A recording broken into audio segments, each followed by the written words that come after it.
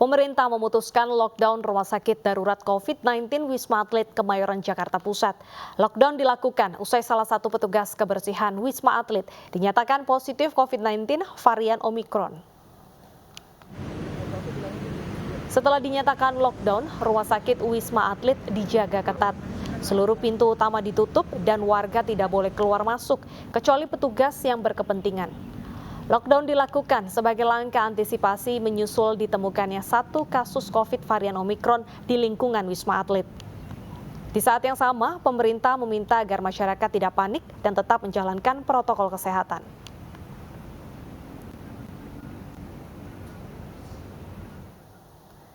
Lalu bagaimana proses karantina warga jika rumah sakit darurat lockdown karena adanya varian Omikron di lingkungannya? Kita akan melihat laporan langsung dari rekan kami Ririn Oktaviani di sana. Selamat siang Ririn, bagaimana kondisi RSDJ yang lockdown dan sampai kapan di lockdown Ririn?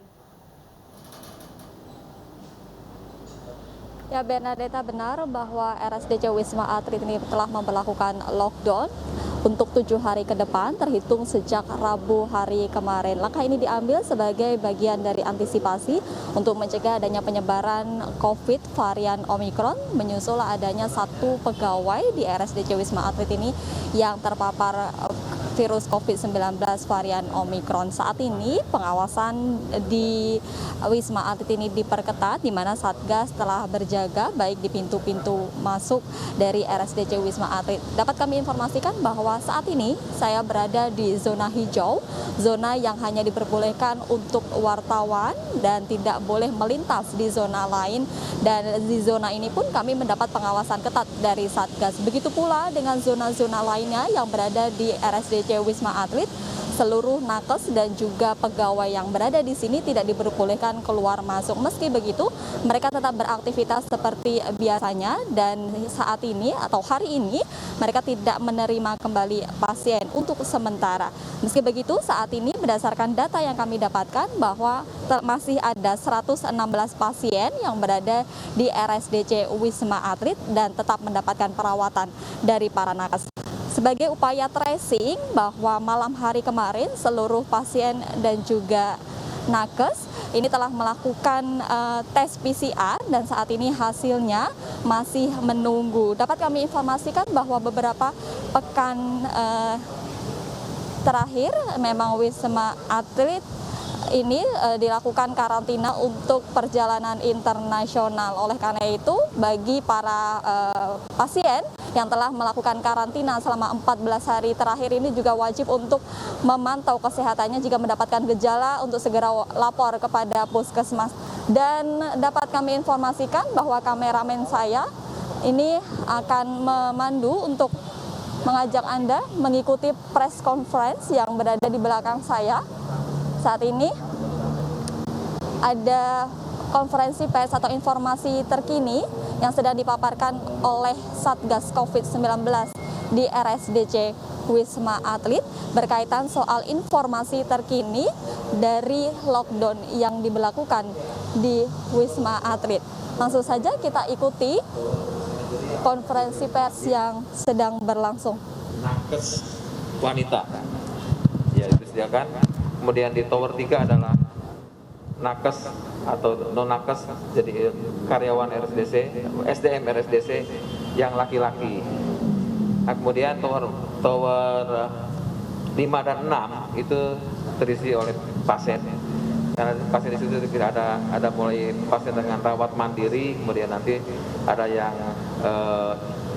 intermediate care, kemudian juga ada yang ICU. Ada high care juga ada di sana.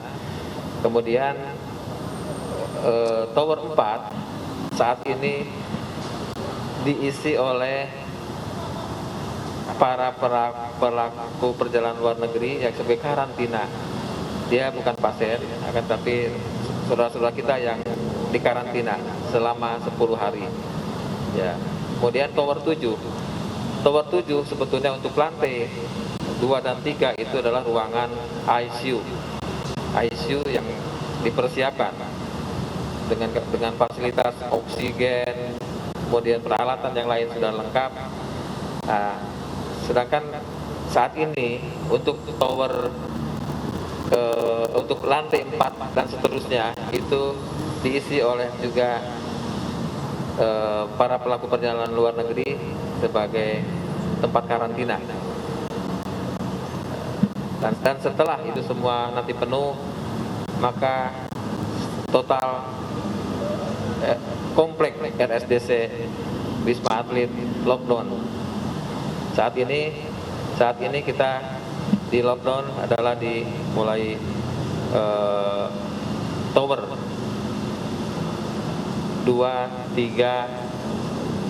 kemudian 5 dan 6 serta tower 1 ke belakang. Ya. Lockdown itu artinya memang tidak ada pergerakan antar tower atau seperti apa, Pak? Ya. Mekanisme lockdownnya. Ya. Jadi rekan-rekan sekalian, untuk melakukan suatu pertama gini. Yang pertama, lockdown itu tidak boleh ada orang keluar masuk. Ya. Boleh ada orang keluar masuk, tapi yang menggunakan prosedur yang ketat, yaitu menggunakan hazmat nanti. Hazmat. Jadi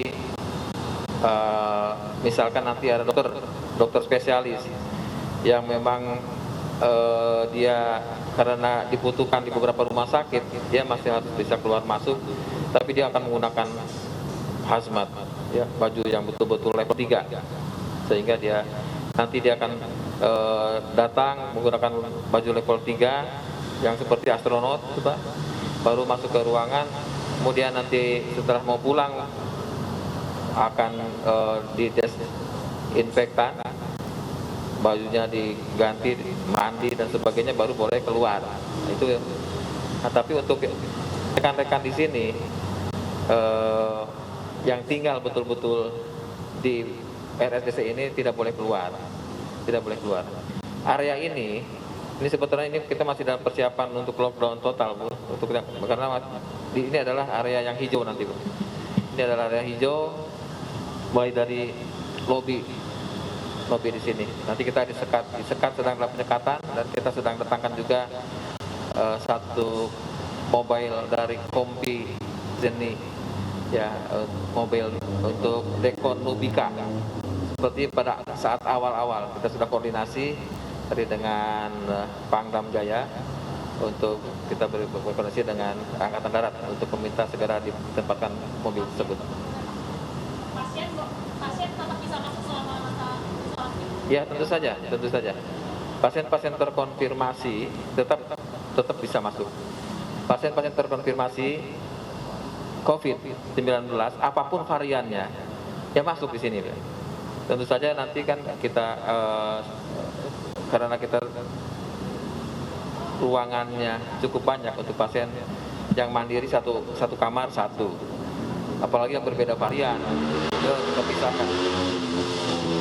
Demikian. Selama lockdown ini apa masih menerima pasien ya, Pak? Ya, selama lockdown tentu saja menerima pasien. Tapi jadi pasien yang masuk sudah tidak bisa keluar lagi, gitu, sampai masa lockdown itu berakhir, ya. Jadi sebetulnya lockdown itu adalah satu respon dari pemerintah, ya, bahwa untuk mencegah penularan lebih jauh. Kalau yang karantina juga, Pak, ya? Ya, betul. Jadi begini, Bu, setiap para pelaku perjalanan luar negeri itu kan di screening dulu. Di screening, yang positif langsung dilakukan PGS di Balitbangkes. Demikian. Ya, terutama untuk para pelaku perjalanan itu wajib semua, wajib. Tapi kita juga melakukan suatu sampling, random sampling, ya. Contohnya adalah ketika kemarin kita melakukan pemeriksaan sampling, testing terhadap beberapa nakes kita maupun non nakes yang bekerja di sini, kemudian yang positif tetap dirawat dan dikirimkan sampelnya ke Litbangkes, disampaikan ada kecurigaan, ya, yang varian baru. Nah, kemudian kita langsung melakukan suatu tracing, ya. Jadi ada teman-teman mungkin sudah mendengar itu tracing dan ternyata saat ini pun ada hasil sedang menunggu di Litbangkes. Tapi yang kontak erat dengan yang bersangkutan negatif, ternyata sudah negatif PCR-nya. Nah itulah sekiranya memang varian baru itu para ahli menyampaikan memang menyebar dengan cepat sehingga pemerintah langsung meresponnya. Ketika ada satu kasus saja langsung direspon seperti ini.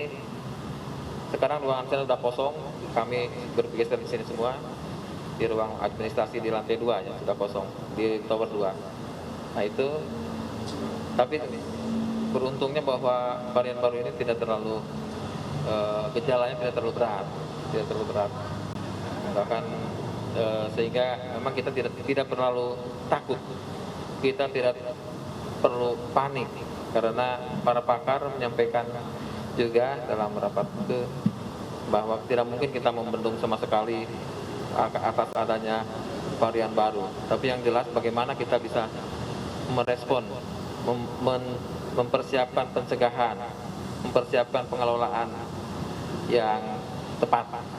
Demikian. Pak, izin konfirmasi untuk kasus 2 WNI yang probable berarti masih dirawat di sini ya Pak?